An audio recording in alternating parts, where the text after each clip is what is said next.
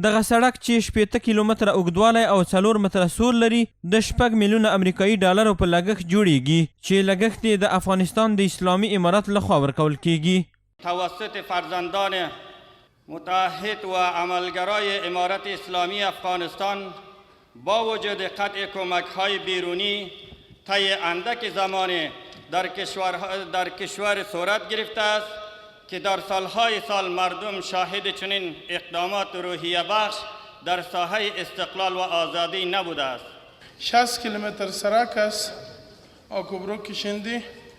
و زیاد یک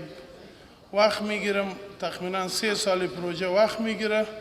و ما میخوایم که این شبانه روزی کار کنیم.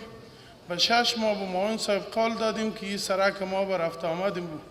موترهای کلان وا میکنیم. له بلې خوا د بلخ ولایت مقام مرستیال او د یاد ولایت د کلیو پراختیا رئیس د دغې ولسوالۍ د خلکو په یووالي او اتفاق ټینګار وکړ او ویې ویل چې اسلامي امارت د خلکو په همکارۍ رامنځته شوی او د اسلامي امارت مسؤلین تل د دوی په خدمت کې دي. در هر جای که اتفاق و وحدت همه قوم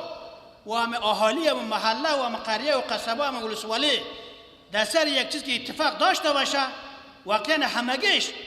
به خاطر خدا حرکت بکنه که